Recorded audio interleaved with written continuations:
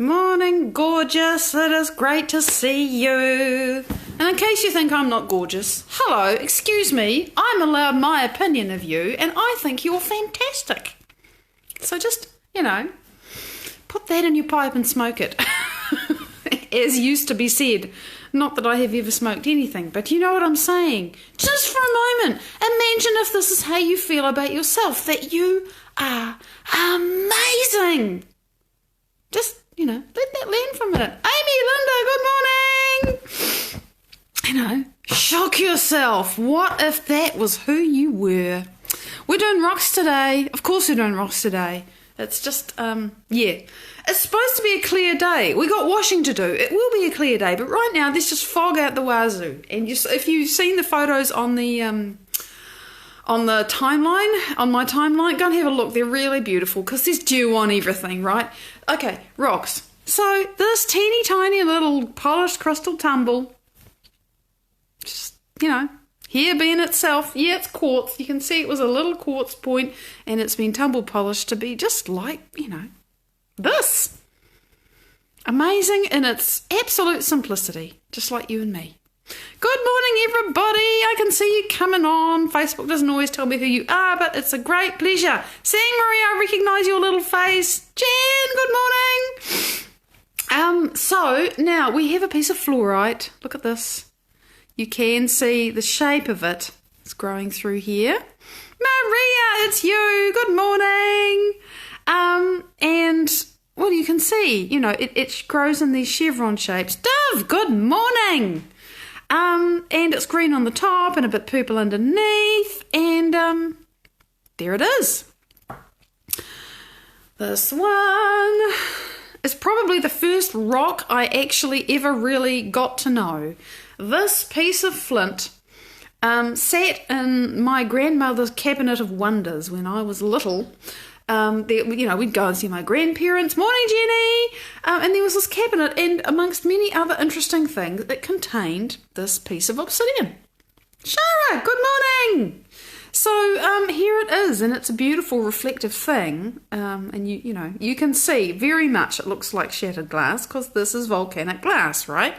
Comes out of a volcano. Obviously there's a lot of silica in it, cools, and sometimes, just depending on what comes out of the volcano, you get this. So it's fabulous, and you could without much difficulty cut yourself with it. It's got the sharp edge. I don't think this one's been shaped. I think this is just how it was. And I don't know where it came from, but my grandmother used to collect things. Last but not least, this is amethyst, right? And it's a rather it's a point with the story, right? See that beautiful symmetrical shape? That was the reason I picked this one out of the shop. Now, it used to be a deeper purple colour, but I didn't know that you shouldn't leave amethyst in the sunshine because it fades. So you learn everything, right? And so it was a bit darker. And the other thing that I didn't understand back in the days of when is that crystals can get, screwed up like people. And I had a friend who was quite energetic and quite capable, but also actually, in retrospect, really incoherent, just as I was at the time. Wouldn't have been friends otherwise. And he took a headache. He grabbed a headache from my then husband's head and, used this to do it. And then he just stuck it on the mantelpiece. There used to be a mantelpiece behind me. Thank God we got rid of the fireplace and created one wall where you can put stuff. Because every other wall's got a door or a window on it. There's nobody to put anything in this lounge. It was amazing. It took me 16 years to figure out where to put stuff. There's only one way, trust me. And it doesn't include a 3-seater. Gee, I'm full of irrelevant information today. So he put this on the mantelpiece, all full of my ex-husband's headache, because he used to get headaches. And a little while later, I put it on the kitchen windowsill because I wanted to enjoy it. And then it fell off the kitchen windowsill. I don't remember what happened. Somebody must have bumped it, probably me. And it didn't break, but it got this big, you can see it's no longer clear. It's got that happened. And that was its way to release the energy because it was just really, it didn't, it was, and sometime later, and actually its whole energy was kind of traumatized and pretty much busted. Sometime later, when I had connected with my now husband, it's been 25 years, by the way, quite recently. It's like, cool. Julian, good morning. It's really awesome being with somebody for 25 years and, being that good with each other. It was kind of dead, and I took it to this guy that was sort of a teacher for my husband and I for 3.5 years, and he pretty much went into the energy of the stone and found a few resonances of what it used to be and kind of resurrected it. And I observed him doing it, and I noticed it, and I understood what he was doing, and it was really interesting, and I learned something. I learned a whole lot of stuff. So that's the rocks for today. So it now has its own energy again, except of course it's grown, it's had a journey like all of us. Today I want to talk about something that really took me a while to think, what are we talking about today?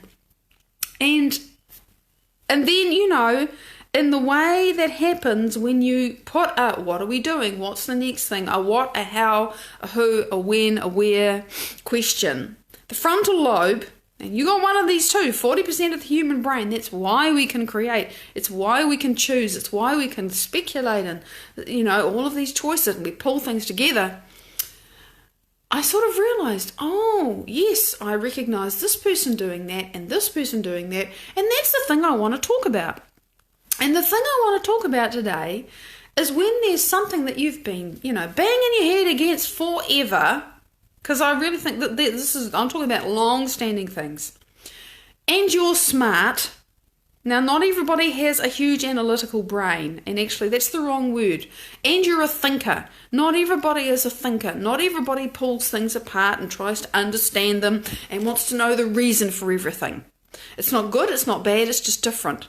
If you're one of these really intuitive people that just knows, it's awesome. And then, occasionally you have the problem where you really know, but you've made a decision in retrospect, you think, actually, that wasn't quite the right thing to do. It would have been better if I thought that through a bit more. But there are those of us, and I'm not sure where I fall in the spectrum because I haven't really thought about it, but I must be somewhere in the middle because I observe dear friends of mine mentally tying themselves in knots, trying to work out, trying to think their way and reason their way out of something that actually you can't reason or think your way out of. It just isn't possible. Now, why is it not possible to reason or think your way out of long-standing limitation? Well, first of all, like trauma that you've just thought about and you worked it out and you understand it all, but you still feel like shit, right? Or you want to create abundance and you think about it, and I've talked about that just recently. I thought about it, everything I knew, everything I understood just was a dead end. And you go round and round and round and it just doesn't take you anywhere. Or you can't see what your future's going to look like. And because you can't see what your future's going to look like, you can't work out the steps from where you are to where you want to be. All project managers will understand this. And you're just like, well, I'm stuck now. And you think and you think and you think and you think and, and it's just, oh, well, I don't know. And, that's the situation I want to address today, because there are those of us who get stuck there. And I have been there, so I know what it's like. And even if you are not a philosopher, and truly I am not a philosopher, and I understand the value of people who really dig into things and think about the meaning of life. And my husband is a philosopher. Oh my God, he can just pull concepts and archetypes and ideas apart, and his thinking is amazing. It's incredible, but all the same, my eyes glaze over. And it's not because it's boring, it's because I am fundamentally a very practical person. Very practical person. I'm really interested in things that I can create and do, right? And sharing those with other people. So, just saying, there's multitude ways of being around this, and none of them are right or wrong, and I'm not saying anybody should be any different or that anything is good or bad. But, us thinkers, and I am a thinker, just a different kind of thinker. We can totally get tied up in what we know and what we can predict based upon that, and then we just try harder and harder and harder to reason our way into a different state. And I think I think I've made it clear what I'm talking about. So it just doesn't work to try to think outside the box when all your attention is inside the box. It just isn't possible. And because you're inside the box, right? It's just, and you notice when you are thinking about this thing that you can't figure out, You're feeling how much you can't figure it out. You're feeling the stuckness, the difficulty, the impossibility, the I don't know, that it's not happening and it hasn't been for such ages. No, I'm not talking about you, Linda, honey, because you are so changing. But, I mean, I am talking about you too. I'm talking about each of us.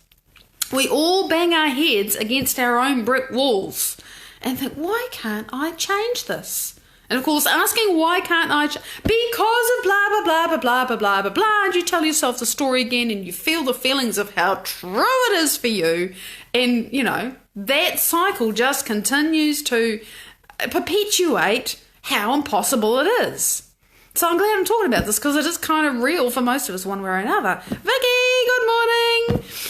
Whether you're a deep thinker or whether you're just not a deep thinker but you're just really frustrated about something and just, why can't I move through this? So here's the thing. I'm glad you're kidding, Linda. But I'm sure you can remember when you were there. Because we all can. I think all of us can look back on a situation and think, oh my God, I was so stuck. So this is the thing that I have been doing.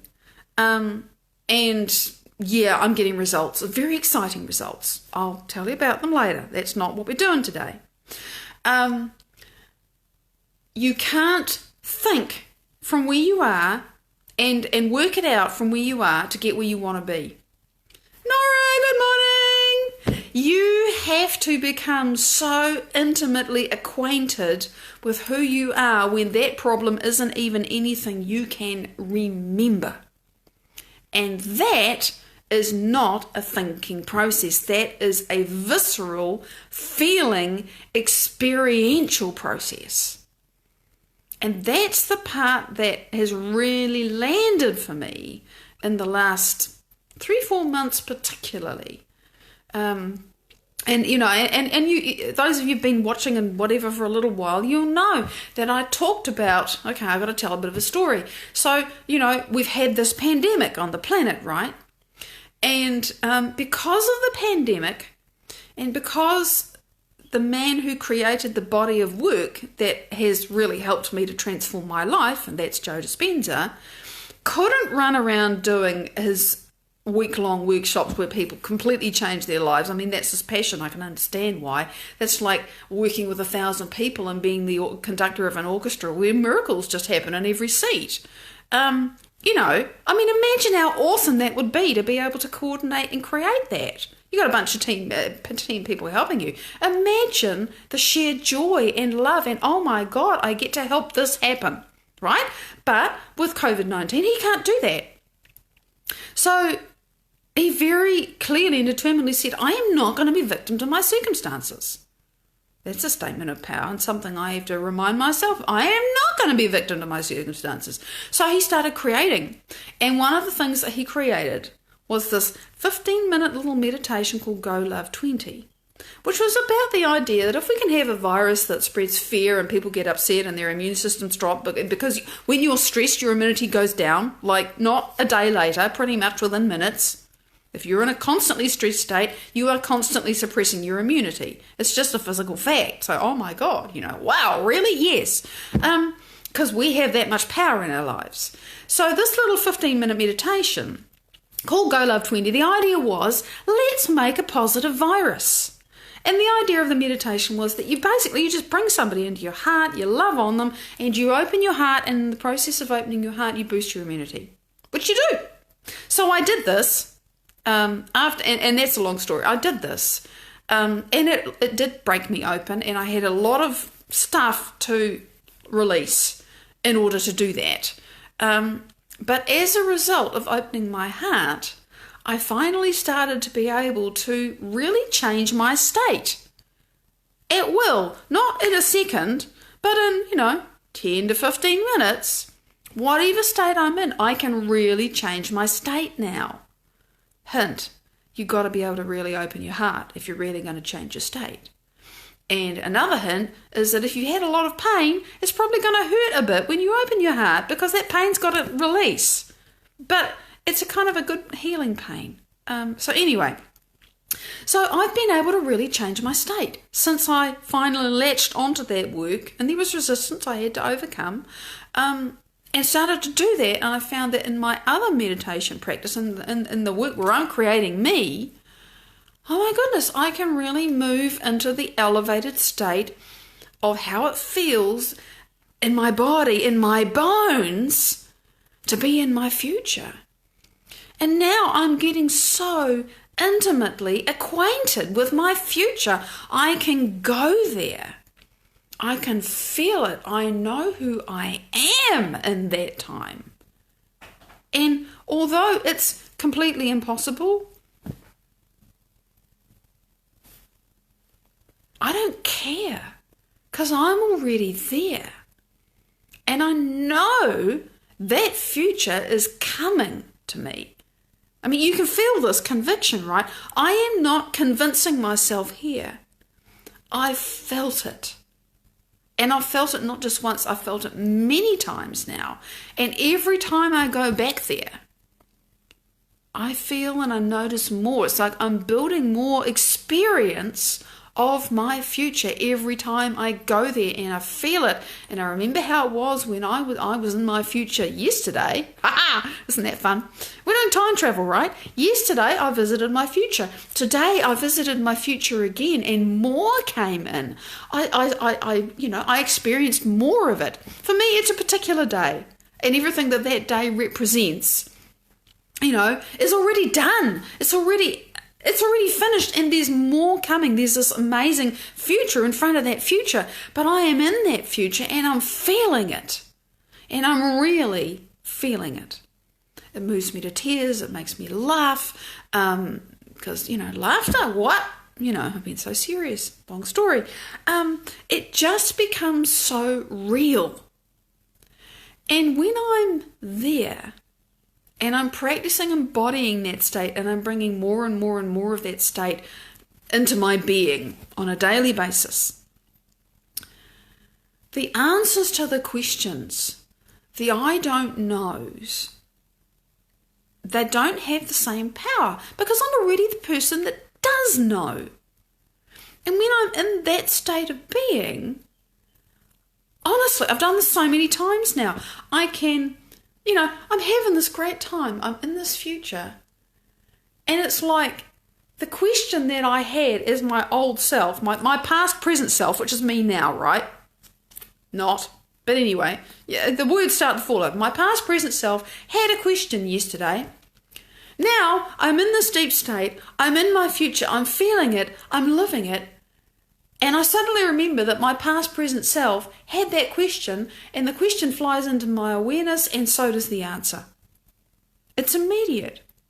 Because I'm already the person that has and lives and breathes and is and has already done that answer.